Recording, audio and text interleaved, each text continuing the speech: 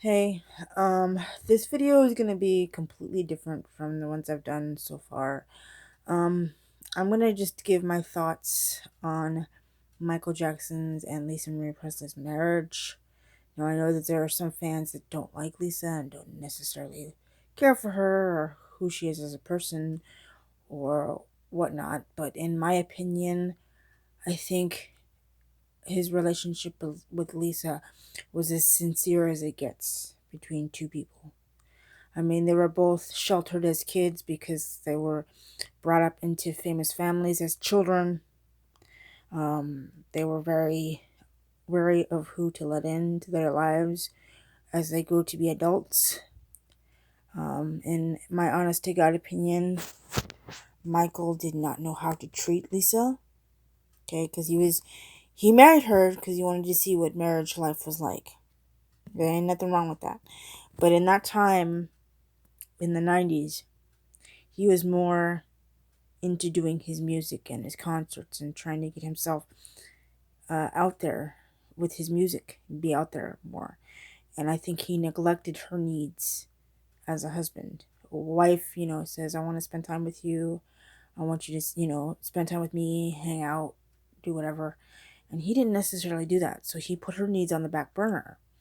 But, you know, for him to do that is not okay.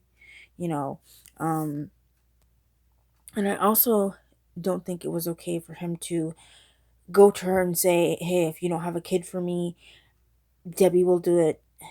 Because that, to me, that says that Lisa felt that she was in competition with Debbie, and she didn't want to be, she didn't.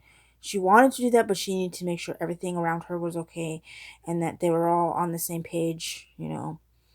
With each other, and it just, that part of it didn't work out. So when he said, if you don't do it, Debbie will do it for me, and she said, go ahead, I don't think she realized her words would come back to haunt her, because he really did want that. But at the same time, he wanted to be married, he wanted to see that, what that was like, he wanted to be a dad, he wanted all that, but his whole mindset was on his career, not necessarily his marriage to her. So I think in that aspect, he neglected her needs as a wife, and I appreciate the fact that Debbie did give him children. But I think if he wanted to have the children with Lisa, he should have told his people, hey, this is my marriage. I don't need you guys butting in. I need you guys to stay out of it. This is, I'm going to take some time off and start a family and be with Lisa. He should have told his yes people to back off, and Lisa should have told her people to back off. Had they not had anybody in from their inner circle butting in on their marriage, I think their marriage would have lasted longer. And I think if he had left Debbie alone and not said, hey, Lisa's not giving me any kids, I really want to be a dad, I think he should have waited a little while longer. Because in that time frame, like I stated before, he was in, his whole mindset was his music career. But as he got older, I think him having children, he realized, my music career is not as important as I thought it was. Now I'm a dad. Now I have kids. I have to, my kids first. My kids need me. So as he got older, he understood that his children's needs were more important than his music career. So, but he was always willing to come back and make more music or do something completely different. Um, and I'm gonna make this a long one. This first part here was my opinion on Michael and Lisa's marriage. Would I have liked Michael to come back and do another concert? Yeah, but I think emotionally, I think internally he got sick of doing music. He wanted to go and do movies. He wanted to do something different other than music, because that's what he was known for. That's what I would have liked to have seen him done, but that didn't happen that way. Um, do I think he's guilty of child molestation? No. Do I even think that he would hurt a child? No. What I don't get and don't understand is, why are people, Jeffrey Epstein, certain people within the industry, Jeffrey Epstein, David Geffen, I know there's others, are putting him out there and throwing him under the bus when they don't even want their name put out in the media. Oprah Winfrey is friends with Harvey Weinstein.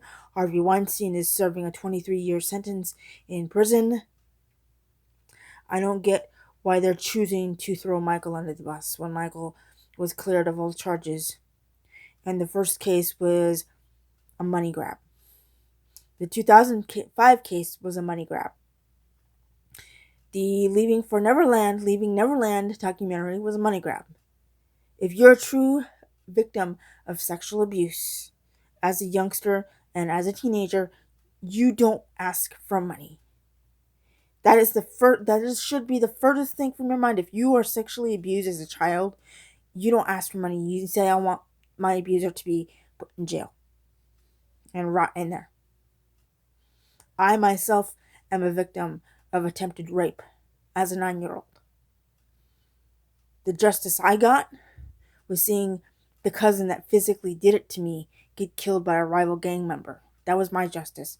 Never, ever, not once did I ever ask for financial compensation. Ever. So that's where I stand on that.